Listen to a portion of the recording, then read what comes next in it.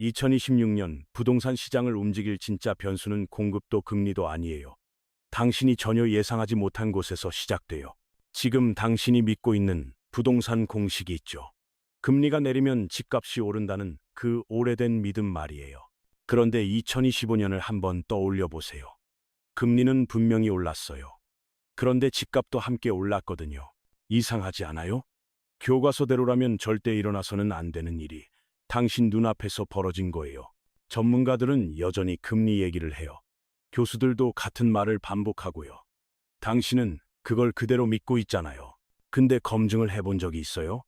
그들이 1년 전에 한 말과 실제 결과를 비교해 본 적 있으세요? 대부분의 사람들은 검증하지 않아요. 그래서 틀린 정보가 계속 살아남고 당신의 판단을 흐리게 만들죠. 부동산 시장에는 눈에 보이지 않는 더 강력한 힘이 있어요. 그건 바로 정책이에요. 정책은 금리와 달라요. 정책에는 의지가 있거든요. 방향을 정하고 밀어붙이는 힘이 존재해요. 금리는 시장 상황에 따라 올랐다 내렸다 해요. 인하했다가 다시 인상될 수도 있고요. 의지가 없어요. 공급도 마찬가지예요. 정부가 아무리 공급을 늘리겠다고 해도 부동산은 식빵처럼 찍어낼 수가 없거든요. 땅을 확보해야 하고 비용이 들어가고 시장 상황도 맞아야 해요. 의지만으로는 절대 움직이지 않아요. 그래서 수많은 정부가 공급을 외쳤지만 실제로 원하는 만큼 공급한 정부는 단 한 번도 없었어요. 하지만 정책은 달라요. 정책은 이 모든 것을 포함하는 지렛대를 가지고 있거든요. 정부가 시장을 관망할 건지, 완화할 건지, 규제할 건지, 이 시각 하나가 시장 전체를 흔들어 놓아요. 지금 정부의 의지는 명확해요. 집값 안정이에요. 그 의지는 매우 강력해 보여요. 그렇다면 집값을 안정시키려면 규제를 풀어야 할까요? 아니면 규제를 강화해야 할까요? 여기서 많은 사람들이 실수를 해요. 규제를 풀면 시장이 안정될 거라고 믿는 사람들이 있거든요. 일부 경제학자들은 규제 때문에 시장이 올랐다고 주장해요. 규제를 없애는 게 지름길이라고 말하죠. 하지만 그 논리를 믿고 규제를 풀면 어떻게 될까요? 집값은 올라요. 역사가 그걸 증명하고 있어요. 정책에는 두 가지 핵심 요소가 있어요. 첫 번째는 의지고요, 두 번째는 정확한 진단이에요. 의지가 아무리 강해도 진단이 틀리면 부작용이 생겨요. 약을 잘못 처방한 의사와 같은 거죠. 오세훈 시장을 떠올려 보세요. 그는 분명히 의지를 가지고 있었어요. 시장 안정화를 원했거든요. 그래서 토지거래 허가제를 풀었어요. 규제를 풀면 시장이 안정될 거라고 진단했기 때문이에요. 결과가 어땠어요? 시장은 난리가 났죠. 집값이 요동쳤고 결국 다시 규제를 묶어야 했어요. 의지는 있었지만 진단이 틀렸던 거예요. 시장을 투기 시장으로 보지 않고 실거주 시장으로 봤거든요. 여기서 중요한 교훈이 있어요. 정부가 시장을 어떻게 인식하느냐가 정책의 방향을 결정해요. 우리나라 부동산 시장은 투기 시장에 가까워요. 실거주 목적보다 시세 차익을 노리는 수요가 많거든요. 이 현실을 인정하는 정부만이 올바른 처방을 내릴 수 있어요. 그렇지 않으면 반복해서 실패해요. 현 정부는 이 부분을 인지하고 있는 것으로 보여요. 투기 시장이라는 본질을 이해하는 것 같아요. 하지만 우려되는 부분도 있어요. 국토부 장관의 시각이 대통령과 다를 수 있다는 점이에요. 장관이 실거주 시장 관점을 가지고 있다면 정책의 일관성이 흔들릴 수 있어요. 두 사람의 의견이 엇갈릴 때 어떤 정책이 나올지 이게 2026년에 숨겨진 변수가 될 수 있어요. 다행히 지금까지 나온 정책들은 처방이 크게 잘못되지 않았어요. 방향성은 유지되고 있거든요. 정부는 대출 규제를 통해 수요를 줄이고 있어요. 이게 현재 시장 안정화의 핵심 수단이에요. 규제는 수요를 줄이는 도구예요. 공급을 늘리기 어려우니 수요 쪽을 건드리는 게 효과적이거든요. 반대로 규제를 완화하면 수요가 늘어나요. 더 많은 사람들이 시장에 뛰어들게 되죠. 지금 정부의 의지는 수요를 억제하는 쪽이에요. 이 방향이 유지되는 한 급격한 상승은 어려워요. 하지만 정책은 언제든 바뀔 수 있어요. 정치적 상황이나 여론에 따라 방향이 틀어질 수 있거든요. 그래서 당신이 지켜봐야 할 건 금리가 아니에요. 정부의 다음 정책 발표예요. 그게 진짜 신호예요. 이제 많은 사람들이 궁금해하는 질문으로 넘어갈게요. 2026년 입주 물량이 줄어드는데 집값이 폭등할까요? 서울을 중심으로 신규 입주 물량이 크게 감소해요.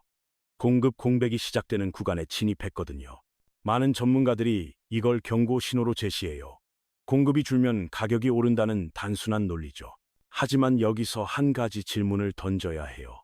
입주 물량이 정말로 시장에 큰 영향을 주는 공급일까요? 주식 시장을 한번 떠올려 보세요. 주식 시장에서 입주 물량과 비슷한 역할을 하는 게 있어요. 바로 기업 공개, IPO예요. 새로운 주식이 시장에 처음 나오는 걸 의미하죠. 그렇다면 IPO가 없으면 주식 가격이 폭등할까요? 당신도 직감적으로 알고 있죠. 그렇지 않아요. 왜 그럴까요? IPO는 분명히 공급이에요. 하지만 전체 시가총액에서 차지하는 비중이 너무 작거든요. 우리가 새 발의 피라고 말할 때를 생각해 보세요. 피가 조금 나는 건 아프지만 생명에 지장이 없잖아요. 하지만 피가 많이 나면 사람이 죽어요. 비중의 문제예요. 양이 적으면 영향도 적은 거죠. 부동산 시장도 마찬가지예요. 우리나라에는 이미 약 2천만 채의 주택이 존재하거든요. 이 2천만 채는 이미 주인이 정해져 있어요. 소유자들이 각자의 판단에 따라 시장에 내놓죠. 한 해에 새로 공급되는 입주 물량은 몇십만 채에 불과해요.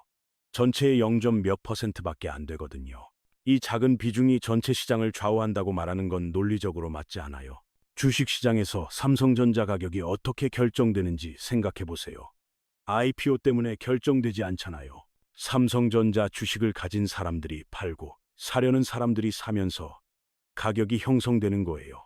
사려는 사람이 높은 가격을 부르면 올라가고 팔려는 사람이 낮은 가격에 내놓으면 내려가죠. 부동산도 똑같아요. 기존 2천만 채의 소유자들이 어떻게 행동하느냐가 시장을 결정해요. 입주 물량은 공급이 맞아요.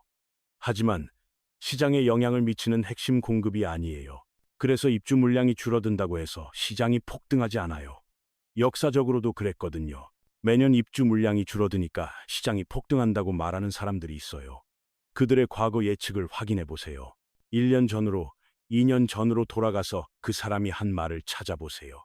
틀린 적이 엄청 많아요. 문제는 당신이 검증을 하지 않는다는 거예요. 검증 없이 전문가의 말을 그대로 믿고 있잖아요. 검증을 시작하면 사람들이 조심해져요. 틀린 말을 함부로 하지 못하게 되거든요.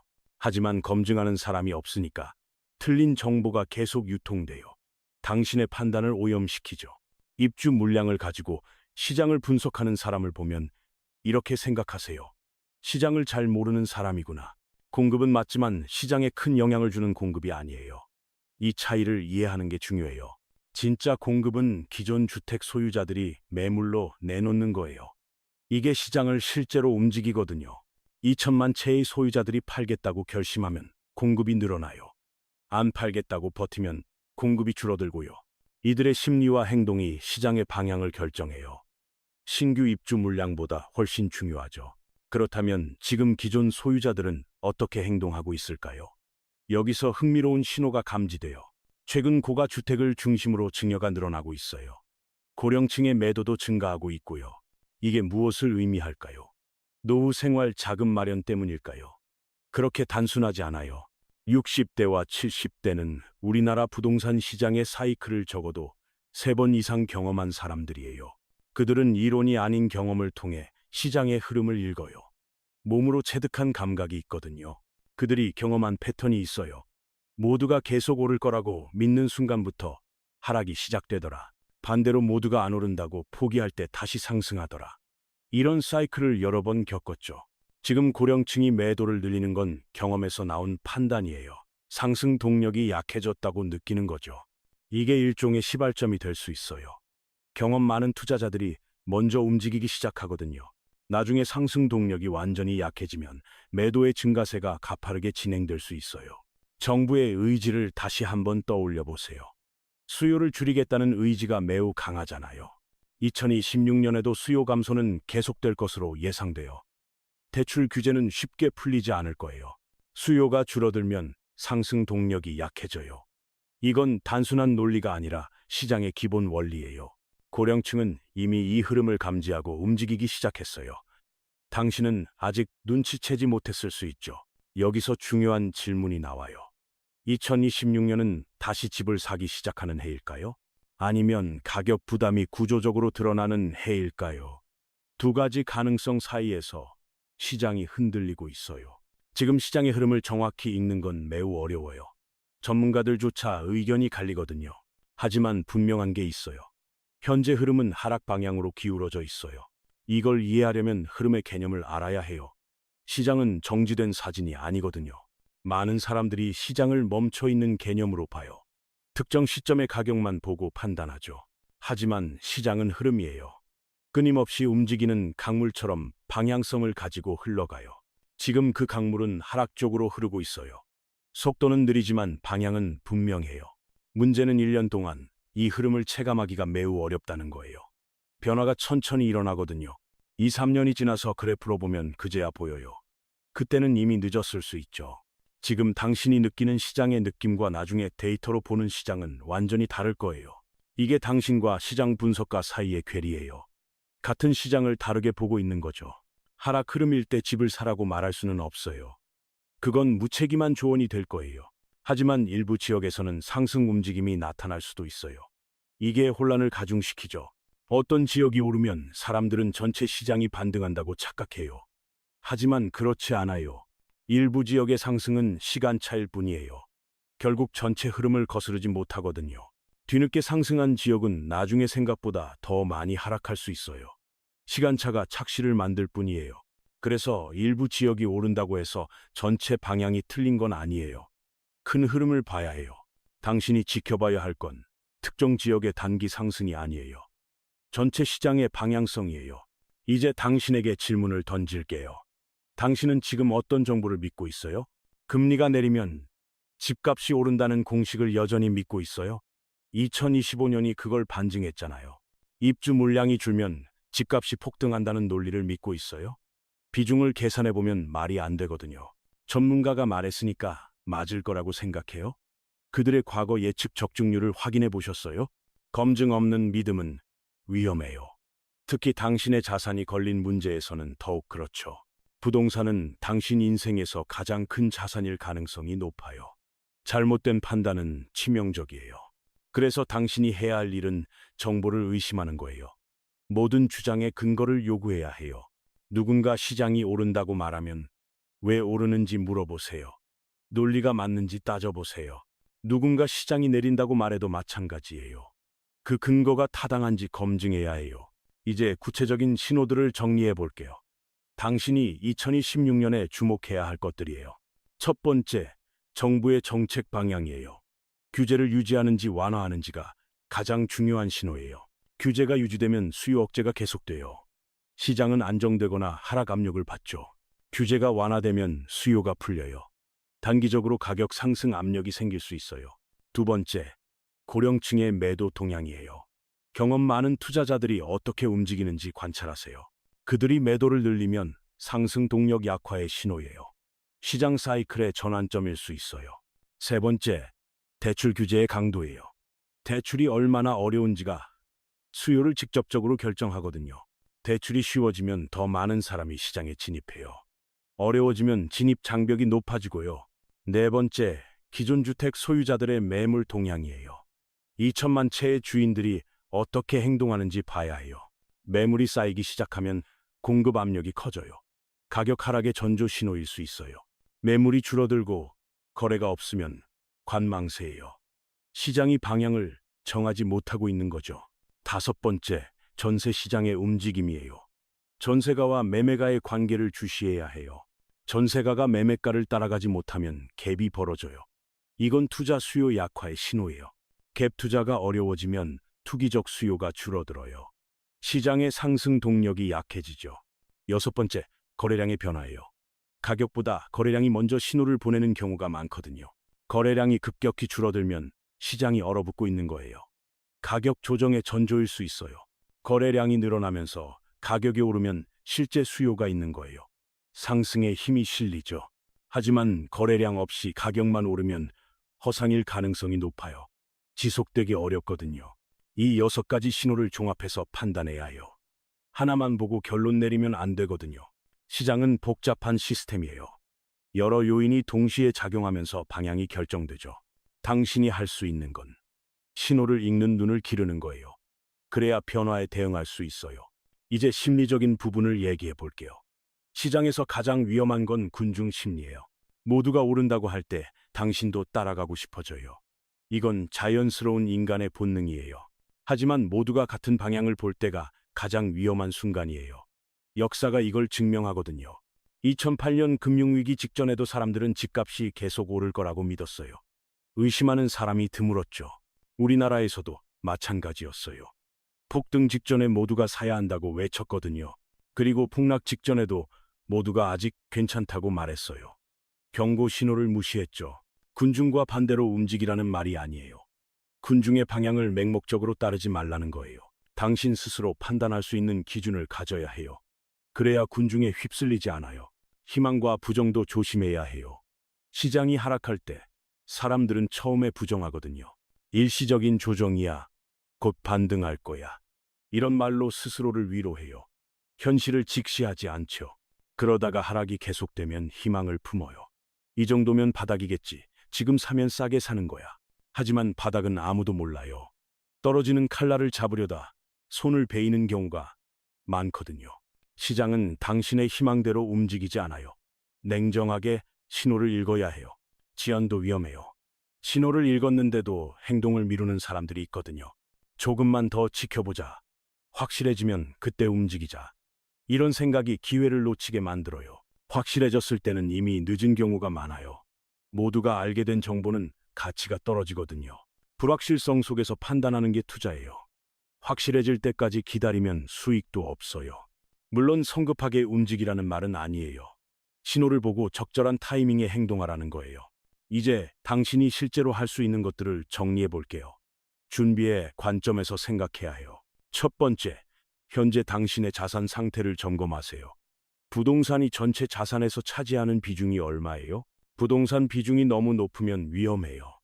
시장이 하락하면 자산 전체가 흔들리거든요. 분산이 필요할 수 있어요. 모든 계란을 한 바구니에 담지 말라는 오래된 지혜잖아요. 두 번째, 대출 상환 능력을 점검하세요. 금리가 오르거나 소득이 줄어도 버틸 수 있어요? 레버리지가 높은 상태에서 시장이 하락하면 치명적이에요. 강제 매도로 이어질 수 있거든요. 여유 있는 상환 계획이 있어야 해요. 최악의 상황에서도 버틸 수 있는 구조를 만드세요. 세 번째, 현금 유동성을 확보하세요. 기회가 왔을 때 움직일 수 있는 자금이 있어야 해요. 모든 자금이 부동산에 묶여 있으면 기회를 잡을 수 없어요. 유연성이 사라지거든요.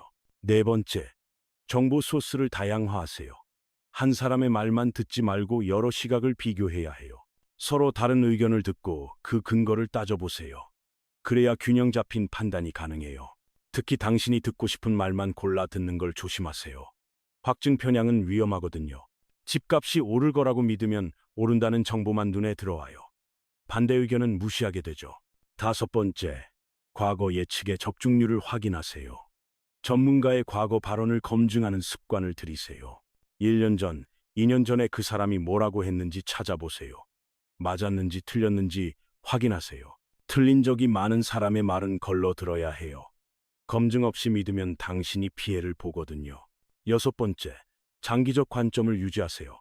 단기 등락에 일희일비하지 마세요. 부동산은 단기 투자 상품이 아니에요. 최소 5년에서 10년의 시각으로 봐야 해요. 단기적으로 오르내리는 것에 흔들리면 잘못된 결정을 내리기 쉬워요. 큰 그림을 보세요. 일곱 번째, 최악의 시나리오를 준비하세요. 시장이 예상과 다르게 움직일 수 있어요. 집값이 30% 하락하면 당신은 버틸 수 있어요? 이런 질문을 스스로에게 던져보세요. 최악을 준비하면 평범한 상황은 쉽게 넘겨요. 준비 없이 당하면 회복이 어렵거든요. 여덟 번째, 감정적 결정을 피하세요. 공포나 탐욕에 휩쓸린 결정은 대부분 후회해요. 시장이 급등할 때 조급함을 느끼고 급락할 때 공포를 느끼는 건 자연스러워요. 하지만 그 감정 상태에서 큰 결정을 내리면 안 돼요. 냉정해질 때까지 기다리세요. 중요한 결정 앞에서는 최소 일주일의 냉각 기간을 두세요. 감정이 가라앉은 후 판단하세요. 이 8가지를 실천하면 어떤 상황에서도 흔들리지 않는 기반을 만들 수 있어요. 시장이 오르든 내리든 당신은 준비된 상태로 대응할 수 있어요. 이게 진정한 안전이에요. 예측에 의존하지 마세요. 준비에 집중하세요. 미래는 아무도 모르지만 준비는 할 수 있어요. 2026년 부동산 시장을 다시 정리해 볼게요. 가장 중요한 변수는 정책이에요. 금리도 공급도 아니에요. 정부가 어떤 의지를 가지고 어떤 방향으로 움직이느냐가 핵심이에요. 현재 정부의 의지는 집값 안정이에요. 수요를 억제하는 방향으로 정책이 유지되고 있어요. 이 방향이 바뀌지 않는 한 급격한 상승은 어려워요. 하락 흐름이 이어질 가능성이 높아요.